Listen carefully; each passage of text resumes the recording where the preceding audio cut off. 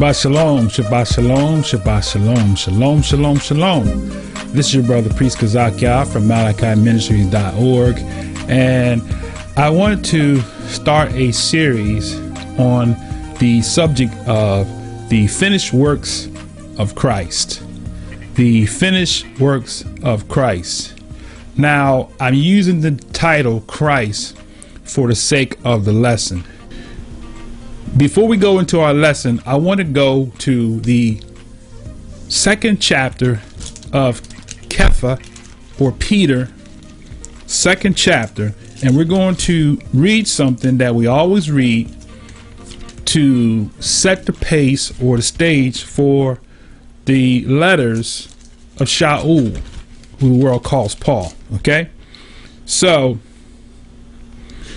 2 Peter chapter 3 verse 14, and it reads, "Wherefore, beloved, seeing that you are looked for such things, be diligent that you may be found of him in peace, without spot and blameless, and count that the long suffering of the master." Now, once again, for those of you that are viewing us for the first time, everywhere you see Lord, primarily in the scriptures, and secondarily in various places in the brief Kadash, or what the world calls the New Testament, it is a King James substitution where the Father's holy and righteous and set apart name was taken out and replaced or substituted with the King James Lord.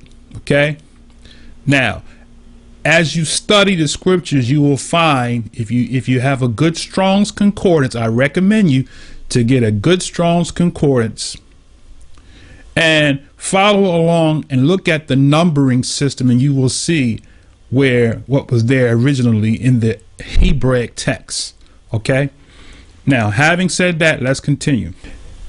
Verse 15, "And account that the long suffering of our master," in this particular instance, the word Lord is talking about the Messiah. He is the master.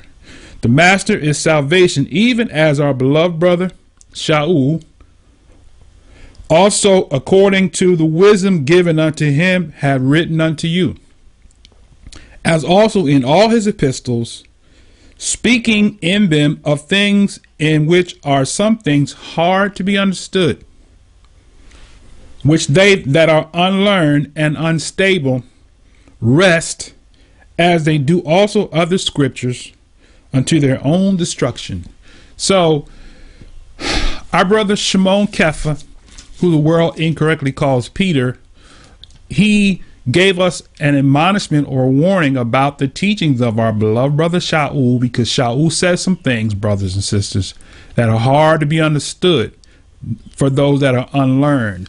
So, majority of what we have come to learn from the teachings of Paul are actually unlearned doctrines, because people don't understand the law. So whenever we read something from Paul, whatever SHAUL says, we need to identify where he got that from in the scriptures. Okay? Having said that, let's go to Romans chapter 7. Okay? Romans chapter 7. Verse 1. He says, "Know ye not, brethren, for I speak to them that know the law." Now, I want to pause there for a second. SHAUL, Paul, if we go to other passages of scriptures, he will tell you that he was a Pharisee. Okay? The Pharisees were the ones that were privileged to have the sacred writings that we call the Tanakh, which later became included in a book that we now carry called the Bible. Okay? So SHAUL was a Pharisee, one that was privileged to have rights to, I should say, the sacred writings, or the set apart or holy writings of the apostles, of the prophets, I should say. Okay. Now, he says, "I am writing this to them that know the law." Now, he was not writing this to the average believer who attend any synagogue, any mosque, any temple, or whatever terminology that we may choose to call the place where we gather, the congregation, the assembly, and the modern terminology, the church, right? Okay. Now, he was not talking to the ordinary common person who has access to a Bible.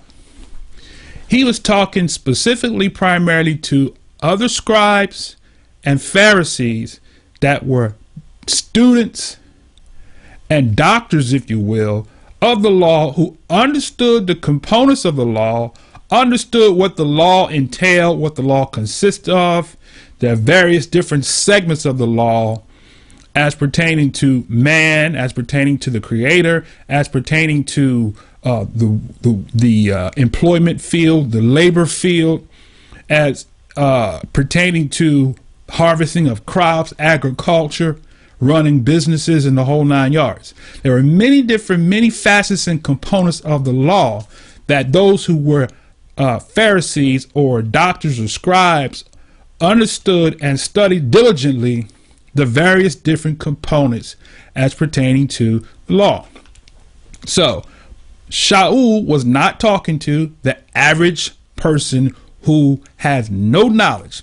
And I will say this, in many cases, in most modern times today, and I have to lay this foundation because you got to understand, the average person that is teaching from the scriptures, these scriptures that we use from week to week, they are very ignorant as pertaining to the law. They have no clue, no knowledge of what the law entails. So we're going to look at this law and we're going to see what Shaul had to say and where he got what he had to say from. Those that understood this law understood what he was saying. Those that don't understand the law will take what he said and take their own and get their own interpretation and will embrace doctrines of falsehood and deception to their own destruction. Okay. Now, I said a lot. Let's let the text speak for itself from here on out. Okay. Now, so Paul said in Romans chapter 7, verse 1, here's what he said. Know ye not, brethren, for I speak to them that know the law. So he speaks to them that know the law, not to the average person. Okay. How that the law have dominion over a man as long as he liveth. Okay. Now, that's a fact of a matter. The law has dominion over every man. We can look at the laws of the land today. They pass laws every day. And these laws, we are regulated, right? We are governed by these laws, whether we agree to these laws or not. If we find ourselves guilty of violation of the law, we have to deal with the law enforcement. Those who have been given the responsibility, those who have been hired, those who have been elected, or whatever the case might be, to enforce those laws, right? So, as long as we live, we will always, we will never, ever be without the law. Okay, so let's be clear about that. As long as a man lives, he is bound, as it says, he is bound by the law to, okay, as long as he lives, the law has dominion over him, right? Okay, let me correct myself. As long as he lives, the law has dominion over him. Okay, let's continue. Verse 2. For the woman which hath a husband is bound by the law to her husband. Watch what he says here now. We want to be very clear because Shaul said something very powerful here, and we want to understand what he's saying because there are rules and regulations which governs this statement.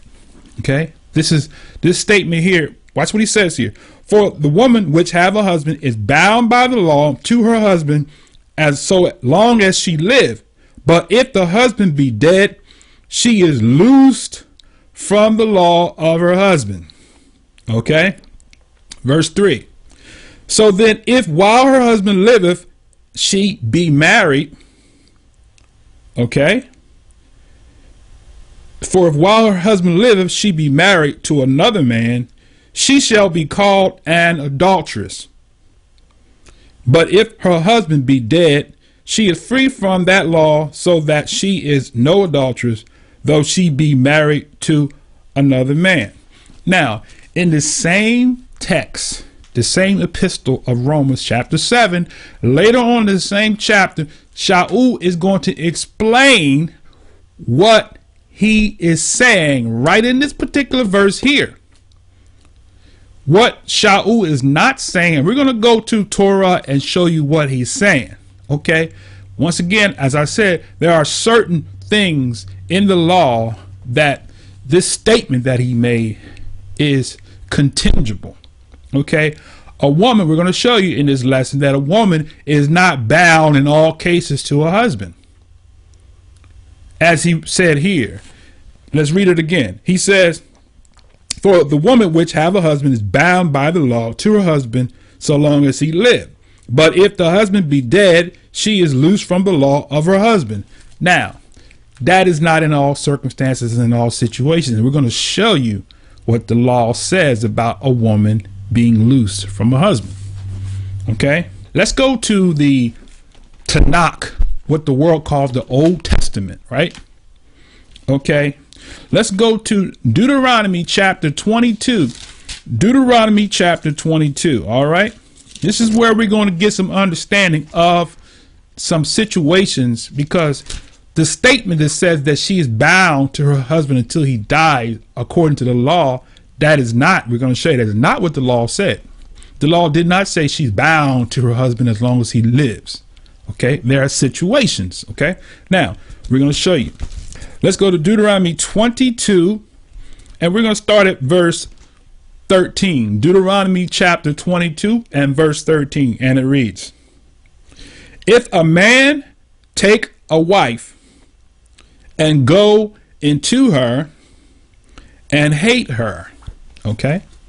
Now, here's a situation. We're talking about a man going into a wife and hating her or not liking her. Watch what he said. Watch what this is what the law says. Okay. Talking.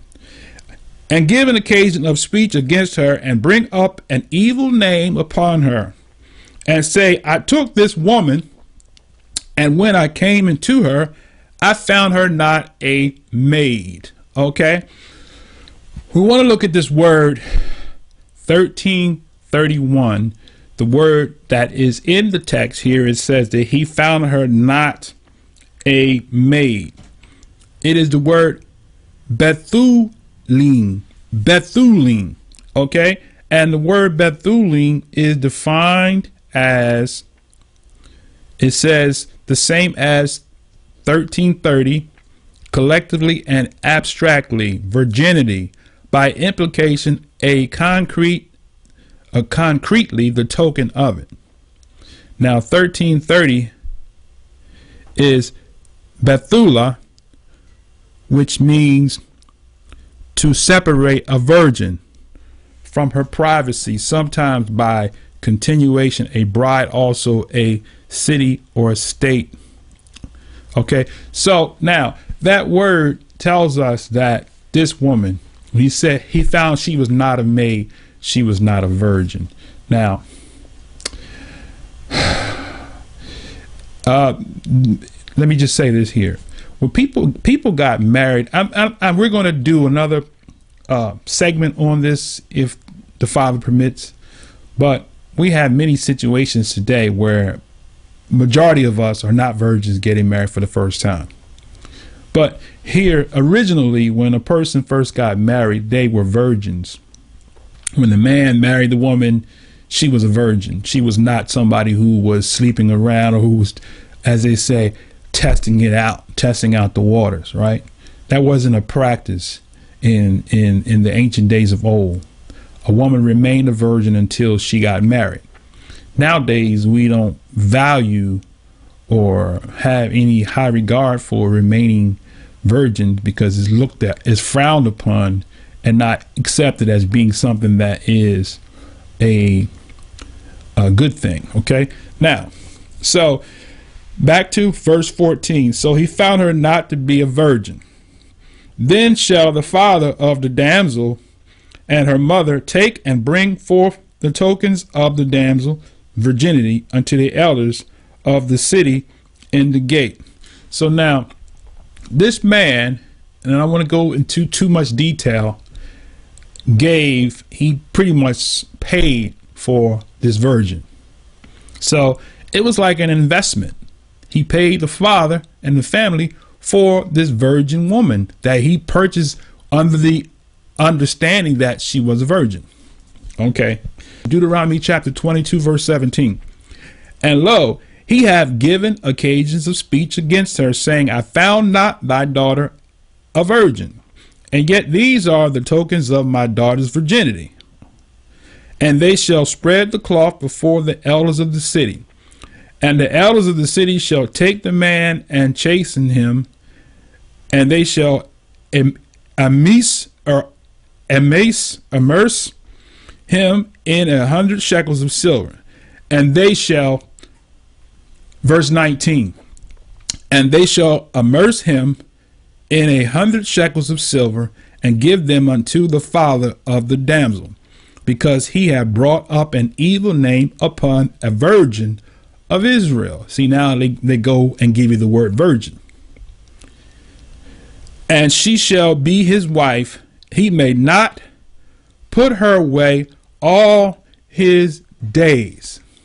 Okay, now that verse right there is what Shaul is talking about, saying that the man is bound by the law as long as he lives in this situation. Okay, now let's continue. Verse 20. But if this thing be true, and the tokens of her virginity be not found for the damsel, then they shall bring out the damsel to the door of her father's house, and the men of the city shall stone her with stones that she die, because she hath wrought folly in Israel, to play the whore in her father's house. So shall you put evil away from among you. Okay, now here's another situation.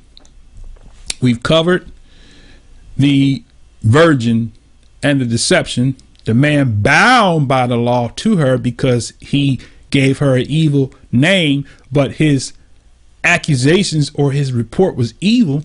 He was bound and could not put her away all her days because he destroyed her character. He destroyed her reputation by lying on her. So he was bound to this woman until he died, or until, as it says here, it says he may not put her away, verse 19, all his days. So while he's living, that's what Shaul was saying. He is bound to the law, right? As long as he lives, this law of the deception.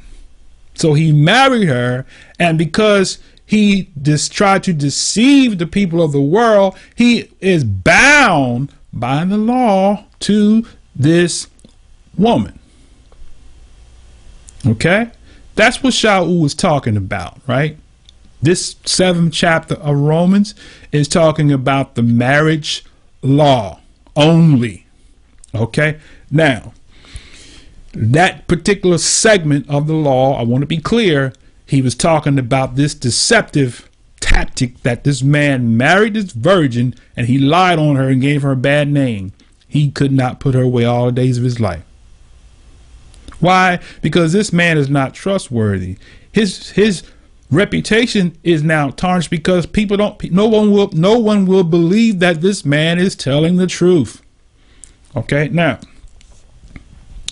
the next situation, verse 22, Deuteronomy chapter 22, verse 22, 22. If a man be found lying with a woman married, okay, listen now, to a husband, then they shall both of them die, both the man that lay with the woman and the woman. So shalt thou put away evil from Israel. So here's a situation where a man and a woman get caught in adultery. The penalty is death. Death. Okay? Now, we are not under that law of sin and death. So in today's society, because the people who were given the law to enforce it, and if you look at another lesson, those people who were given the law to enforce the law of sin and death have now lost their position because of their transgression. We're going to show this to you prayerfully in this lesson, their transgression. Okay, now, so it says, verse 23, if a damsel that is a virgin be betrothed to a husband, this is another situation, and the man find her in the city and lie with her. So now she's a virgin who is engaged to another man, but now another man, another man sees her, it says here, in the city, and he lies with her. In other words, he has sex with her. Okay, just that simple, right? Then you shall bring them both out unto the gate of the city, and you shall stone them with stones, that they die. See that? The damsel, because she cried not. So this virgin was actually technically raped.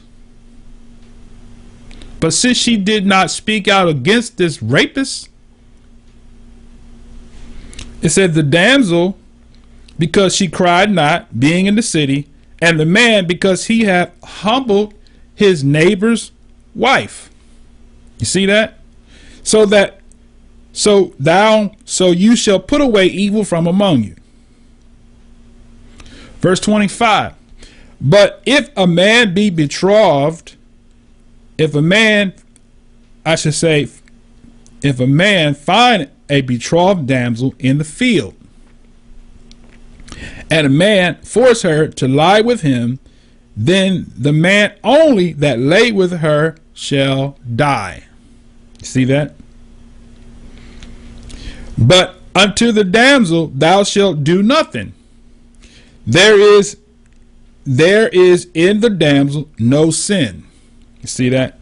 There is in the damsel no sin that's worthy of death, right? For as when a man resisteth against his neighbor and slayeth him, even so is this matter. See that? So he took advantage of an innocent person, right? And so the woman's sin was not held on her. Now, under technicality, she was in an adulterous act, but because of the law and the situation, she was not sentenced as an adulterer because of the situation, right? So once again, when we're looking at the law, we have to look at the situations that pertains to the law to see what our dear beloved brother Shaul was saying. Okay? In all cases, a man is not bound to his wife as long as he lives. It's situational, as we're seeing here. Okay, now, verse 27, for he found her in the field, and the betrothed damsel cried, and there was none to save her. You see that? So she cried rape, and because she cried rape, it was not held against her because she was violated. But now if she didn't say nothing and she just went ahead and just let him rape her, then she was just as guilty. This is Torah now. This is not Kazakh speaking. It's not my own private interpretation. According to what we read, if she didn't cry out or speak out regarding this violation, she was just as guilty as the guy who raped her. Now, I know that's hard, right? That sounds hard, but the reality of the matter is, if you don't cry against sin, you are a partaker of it. And that's what this is basically pointing out. We're going to start at Deuteronomy chapter 24 now in verse 1 in this particular subject. Chapter 24, Deuteronomy, verse 1. When a man have taken a wife and married her, and it come to pass that she find no favor in his eyes, because he have found some uncleanness in her, then let him write a bill of divorcement and give it in her hand and send her out of his house. And when she is departed out of his house, she may go and be another man's wife. Okay, now, notice what we just read. Shaul said in Romans chapter 7 that a woman is bound by law to her husband as long as he lives. Here, we just read right here a situation where the woman found, as it says here, man have taken the wife, and he finds no favor in his eyes, because he had found some uncleanness in her. So he found some uncleanness in her, and so look at what he did. He was instructed to give her a bill of divorcement, right? And send her out of his house. So he found some uncleanness in her. Whatever the uncleanness is, this is specifically say here, if we did a historical research on the situation, I guarantee it was adultery. But be that as it may, whatever it was that was unclean, he was instructed to give her a bill of divorcement and to put her out of his house. And when she is departed out of his house, it says she may go and be another man's wife. Now, that don't add up to what we read in Romans chapter 7, where it say he's bound to her as long as she lived. But we just showed you in another situation where it was the man's fault that yes, he is bound by the law to her. Why? Because of his deception. Okay? Now, verse 3, Deuteronomy chapter 24, verse 3. And if the later husband or the latter husband hate her and write her a bill of divorcement now, which means she's been divorced in this particular case 2 times now. And he write her a bill of divorcement and give it in her hand and send her out of his house. This is the 2nd time. Or it be the latter husband die, which took her to be his wife. Verse 4. The former husband which sent her away may not take her again to be his wife, after that she is defiled. For that is an abomination before Yah. And you shall not cause the land to sin, which Yah your Elohim giveth you for an inheritance. Okay, now, if he divorced her or if he dies, she cannot go back to the original husband because it would be defiled. Okay, that's what this particular portion of the law states. Now we're going to go back to Romans chapter 7 and take a closer look at what the Messiah is saying. I should say what Shaul said. Now we understand where Shaul got this law about a man being bound by law to the wife as long as he lived. Only in certain situations the law said he was bound to her, and we just showed you that. Okay, so now having that understanding, this was a specific situation that Shaul said for those that know the law. Okay, now let's start at verse 4, Romans chapter 7 verse 4, with a different understanding. Now let's reread verses 1 through 3 again. Now know ye not, brethren, for I speak to them that know the law. Now we know the law, right? We just went over it. How that the law have dominion over the man as long as he lived. Right. Different situations have dominion, and it always will have dominion over the man as long as we live, you and I both. For a woman which have a husband is bound by the law to her husband, so as long as he liveth. In situations, not in all cases, which we just showed you. As he liveth, okay, so it says she is bound by the law to her husband so long as he lives. But if the husband be dead, she is loosed from the law of her husband. Okay, now, but as we read in Deuteronomy 24, she cannot go back to the husband who divorced her after this other guy dies. Okay? Now, but she's loose from that husband. She can take another husband, but she can't go back to the one that divorced her, based on what we read in Torah. Okay? Because she would be defiled. She can do whatever she chooses to do, but in the eyes of the Most High, that's a defile or an abomination. Okay? Now, verse 3. So then if while her husband lived, she be married to another man, she shall be called an adulteress only in situations. Okay? Only in situations. And we read those situations already. Okay, now, verse 4. Wherefore, my brethren, you also are become dead to the law by the body of the Messiah. Okay, now, we become dead to what law? By the Messiah. We're going to explain to you what he's saying. You see.